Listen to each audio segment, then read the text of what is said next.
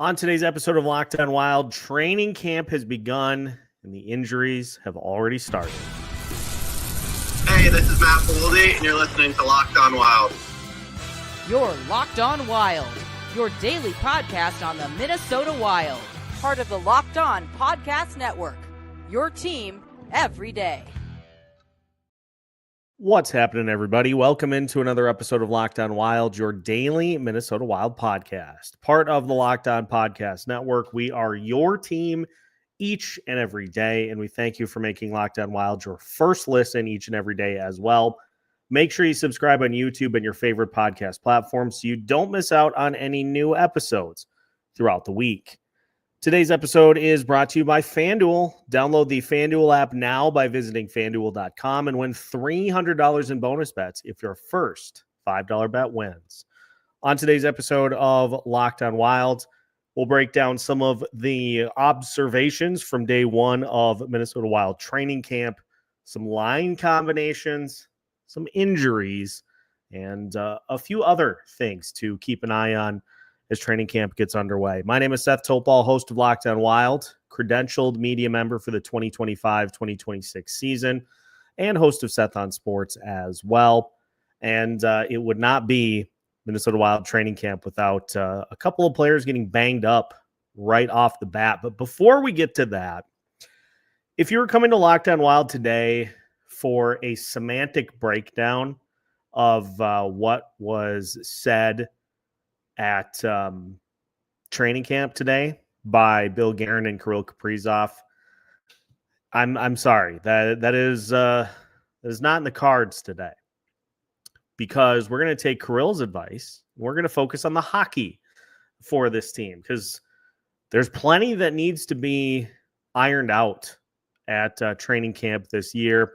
Plenty of line combinations to sift through, plenty of players to just see where they fit on the roster.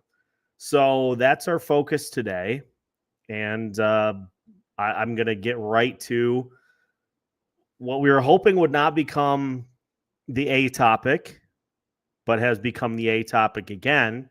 It was announced by Bill Guerin that Matt Zuccarello is, quote unquote, dealing with something that came up that could lead to him missing time to start the season. Now, it was a little good news, bad news as far as the injury front goes. That announcement that Zuccarello could miss the early part of the season was obviously a huge downer.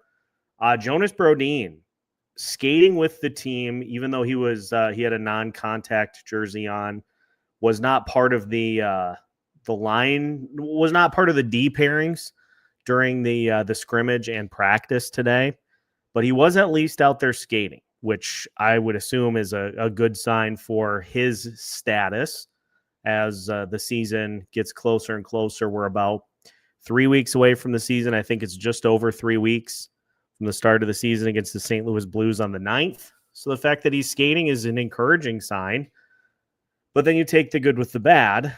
And Matt Zuccarello being injured now is unfortunate. What that does mean, though, is, and Bill Guerin talked about this as well, this is an opportunity for Liam Ohgren to prove his mettle, to test his ability to get a chance up in that top six. The line combinations that were utilized during the scrimmage included Kirill Kaprizov, Rossi, Matt Boldy, Liam Ohgren, Joel Eriksson, and Vladimir Tarasenko as your top six. We've been clamoring for Liam Ohgren to get an opportunity over the last couple of years. With all the work that he put in the offseason, this could be his opportunity to grab a spot and to provide the Wild some quality depth when Zuccarello is eligible to return. The rest of the lineup, it was Marcus Foligno, Ryan Hartman, Marcus Johansson, then Yakov Trenyan, Nico Sturm, Vinny Hinostroza, Brett Leeson, and Danila Yurov working in on the fourth line. Marcus Johansson in that third spot is just pleading for that spot to be filled by somebody else once the season starts. And if Liam Ohgren is able to get off to a good start this year, that could end up being his spot until some of those top 6 spots filter out and players either retire or players move on. It's a real good opportunity for him, which is exactly what we were hoping for once training camp got going.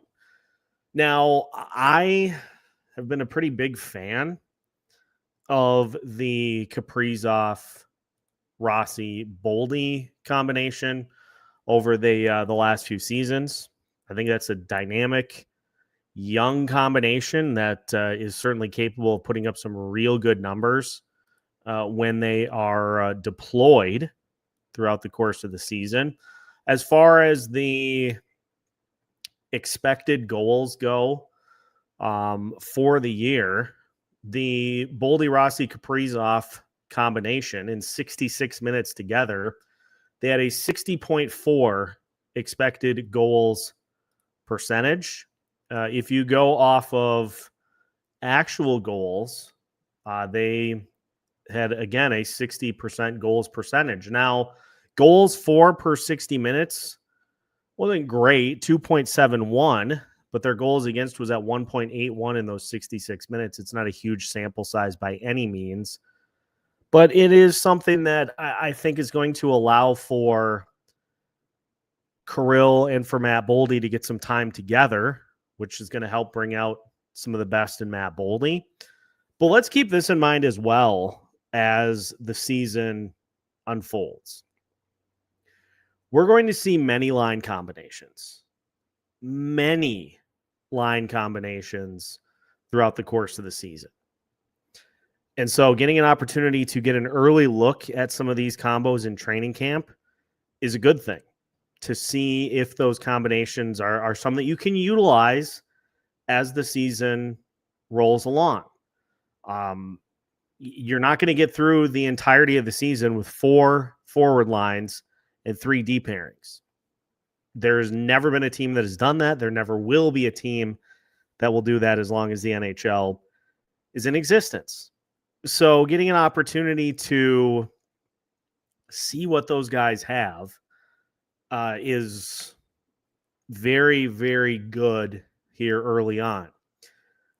I will say, at least kind of how I read things, I would imagine the top line, when everyone is healthy, is going to be Kaprizov, Rossi, Zuccarello.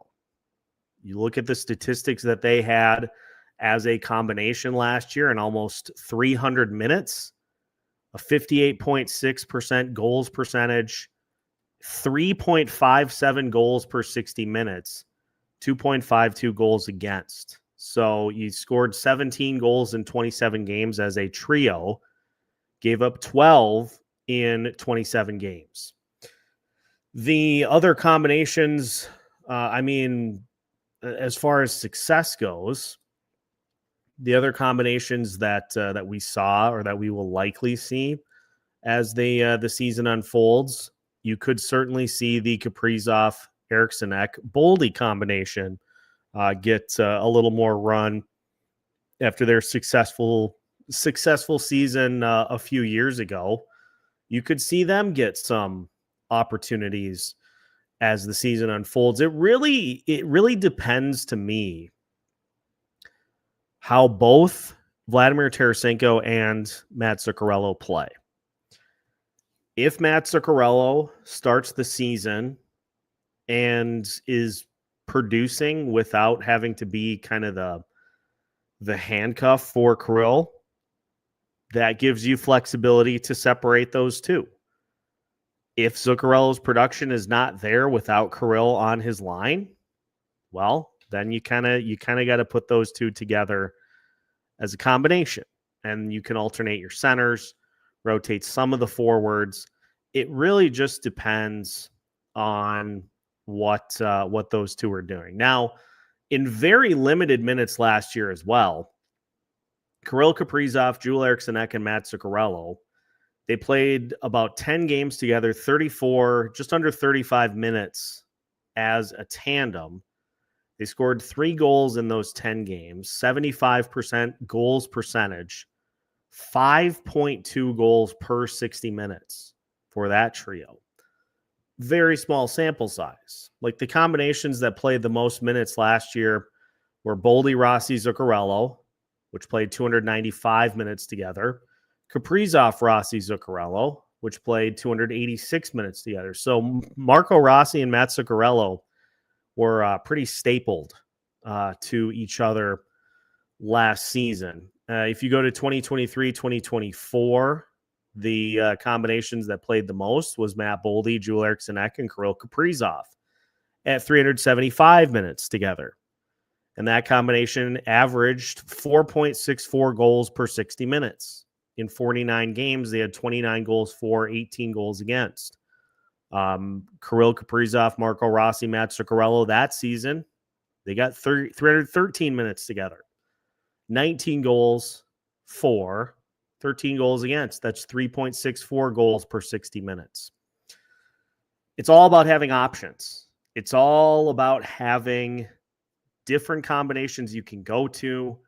If particular line combinations aren't working, if players get injured, having multiple cards in the deck is the way to go.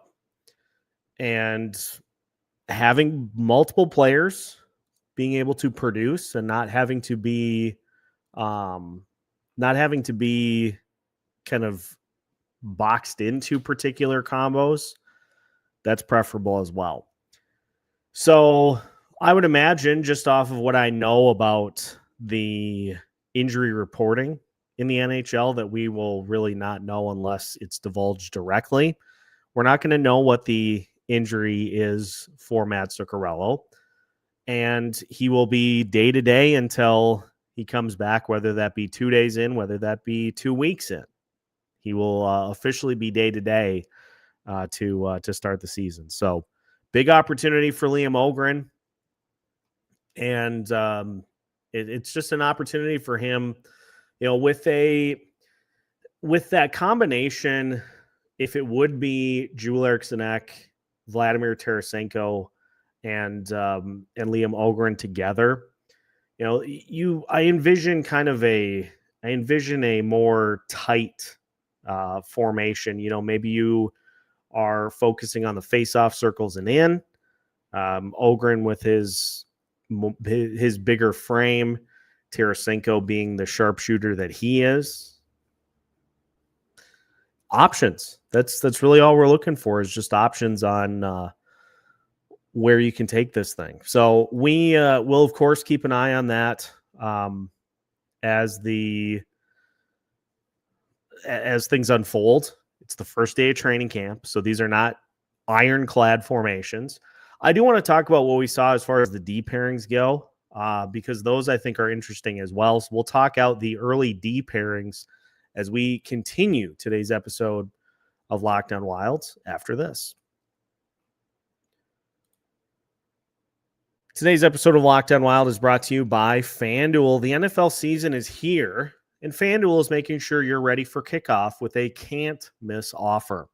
Right now, new customers can bet just $5. And if your bet wins, you'll get $300 in bonus bets to use across the app. FanDuel makes it so easy to hit on a variety of bets. Whether you are looking into the future and want to place a wager on the Minnesota Vikings to win the NFC North, to win the Super Bowl, you can go that route. You can go game by game. You can live bet during games. All the options are on the table with FanDuel. So if you're ready to play, download the FanDuel app now by visiting FanDuel.com to get started. That's FanDuel.com to place your first $5 bet.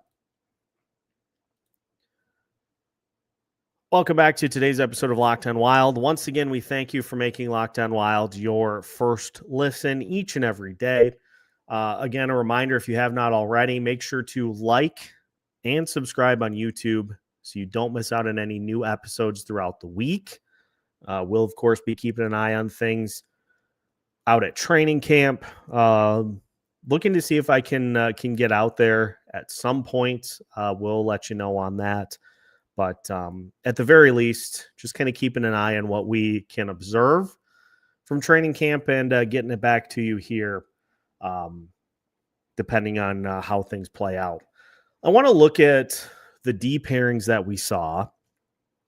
And big shout out to a friend of the show, Brett Marshall, for kind of lining things up. Michael Russo was posting about the different pairings as training camp was going on, as the drills and the scrimmages were going on.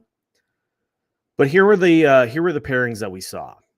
So you had Brock Faber with Jake Middleton, Zeev Buium with Jared Spurgeon, Jack Johnson on his PTO with David Jiricek, Carson Lambos with Zach Bogosian, and Jonas Brodin was skating, was also injured.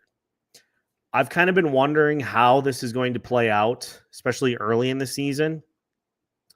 Just feels like a natural fit to slide Zeev Buium in with Jared Spurgeon. I think that's a great choice to start the year. Now, when Jonas Brodin returns, I would imagine there is going to be a discussion as to kind of how things play out.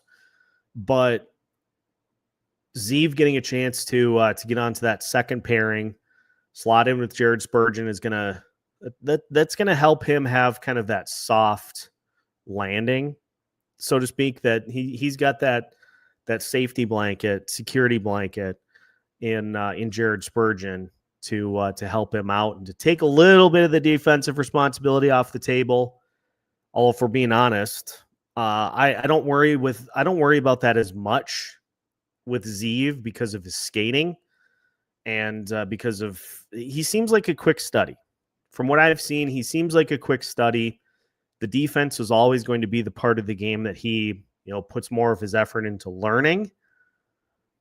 But I don't worry about that as much with him as I would with, potentially others. Johnson and Jiricek getting work together. I mean, if that becomes a consistent thing, then yeah, it might be something to sound alarm bells about. But day one of camp, you're just trying to get kind of some guys different looks and different things. Faber and Middleton, that's your anchor pairing. Over the last few years, it certainly has been. Now, you could argue that last year, the amount of minutes, I think, kind of caught up to him a little bit. Although, ironically, the statistics were actually pretty darn good in terms of 5-on-5. Middleton and Faber played 945 minutes together last year, which equated to roughly 62 games. They had a 54.2 goals percentage. Their goals against per 60 minutes was 1.71 in 945 minutes last year. Now, the goals for was just 2.03, but you're playing high level.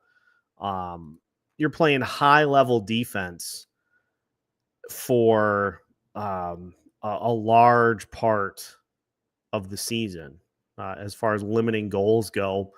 They actually were tied with Josh Morrissey and Dylan DeMello. I think it's DeMello from the Winnipeg Jets as far as goals against per 60 minutes go. The leader in the clubhouse was, of course, Ryan McDonough and Chernak from the Tampa Bay Lightning. 1.49 goals against per 60 minutes in 1,000 minutes. So it's a good pairing. It's a good D pairing.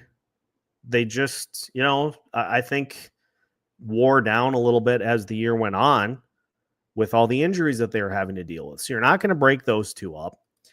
And this gives Zeev an opportunity to get accustomed to playing top 4 minutes. And maybe by the time Jonas Brodin returns, maybe if Zeev is playing well, maybe you just split and you just go you just go Jonas Brodin with whoever. as the other pair. That would certainly be on the table. I don't imagine that's how it'll play out, but it's certainly worth discussing as camp goes on. As far as how much time Jonas Brodin is going to miss, we don't know at this point.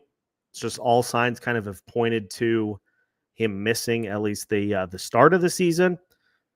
We'll just hope that that's really all it is just the start of the season, and he can get back into the lineup here before too long. When we come back, I want to just lay out the schedule for the preseason and kind of what we can expect, what we can look for as training camp unfolds. When are the games? When are they playing? I want to give you kind of a training camp primer to finish the show today. That's coming up as we finish today's episode of Locked on Wilds after this. Today's episode of Locked on Wild is brought to you by Monarch Money. Most people can't name all of their financial accounts or even what they're worth, whether it's 401ks, properties, or investments. And when you don't have the full picture, you can end up leaving money on the table. That's why there's Monarch Money. It's an all-in-one personal finance tool that brings your entire financial life together in one clean, easy-to-use interface on your laptop or on your phone. Monarch is built for people with busy lives. If you've put off organizing your finances, Monarch is for you. Monarch does the heavy lifting for you. You can link all of your accounts in minutes, see clear data visuals, get smart categorization of your spending, and finally feel in control of your money without ever touching a spreadsheet. So use code LOCKEDONNHL at monarchmoney.com in your browser for half off your first year.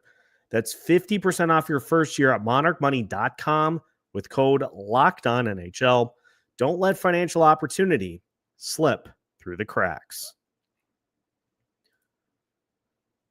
Final segment of today's episode of Locked on Wild. Once again, we thank you for making Locked on Wild your first listen each and every day. Once again, make sure to like us on YouTube and your favorite podcast platforms so you don't miss out on any new episodes throughout the week. We will keep you up to date all training camp long, all preseason long, and it's going to be here before we know it. Final preseason game, and then it'll be off to St. Louis. It's going to go quick. The Minnesota Wild preseason schedule starts up this Sunday at the Winnipeg Jets at 4:00. Then the Wild will be at the Dallas Stars on Tuesday, September 23rd. They return home against the Dallas Stars on Thursday, September 25th. Then Sunday, September 28th, they host the Chicago Blackhawks. Tuesday, September 30th, they host the Winnipeg Jets. And Friday, October 3rd, final preseason game will be at Chicago at 7 p.m. Now, the schedule mostly is 9 a.m. to noon, mostly for the Wild here throughout the next couple of weeks.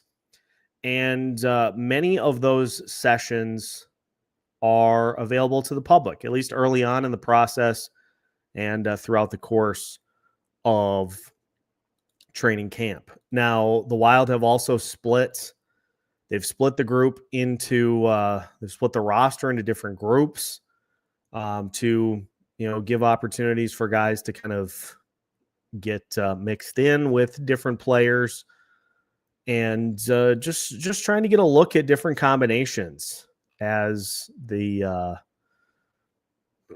training camp unfolds. But the full roster for training camp includes Boldy, Trenyan, Eriksson, Nicholas Aube-Kubel, Marcus Foligno, Vinny Hinostroza, Tyler Pitlick, Brett Leeson, Danila Yurov, Marco Rossi, Jean-Luc Foudy, Cameron Butler, Liam Ohgren, Matt Zuccarello, Ryan Hartman, Ben Jones, Hunter Haight, Mark Lewinsky, Bradley Merrick, Carter Klippenstein, Matthew Sopp, Riley Height, Ryan Sandlin, Michael Milne, Liam Ahmedovsky, Rasmus Kumpalainen, Elliot Dejanay, Caden Bankier, Nico Sturm, Adam Benak, Ryan McGuire, Marcus Johansson, Vladimir Tarasenko, and Kirill Kaprizov.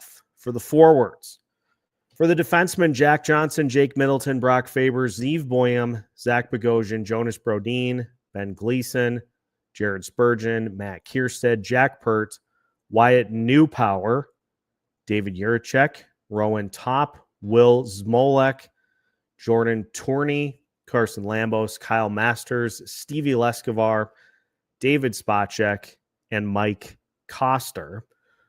For the goalies, Jesper Wallstedt, Philip Gustafson, Samuel Levi, Cal Peterson, Riley Mercer, Chase Wutsky, and William Rosso.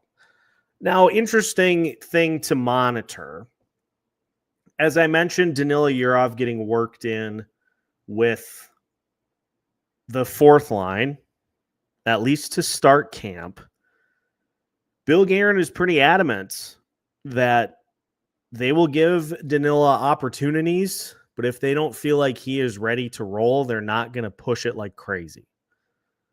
And on one hand, I can understand not wanting to try to overwhelm somebody,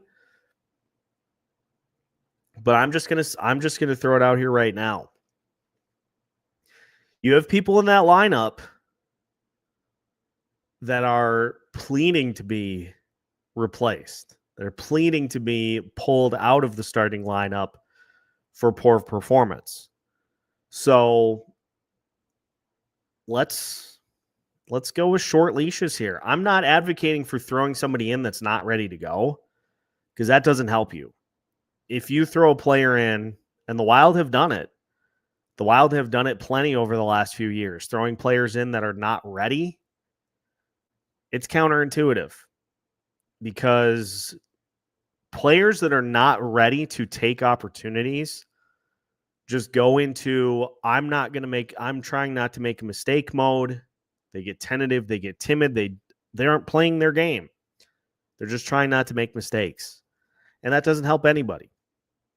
It happened with Marco Rossi a few years ago. It has happened with Liam Ohgren over the last couple of seasons. There's no shame in a player getting to the NHL level initially and just not being ready for it.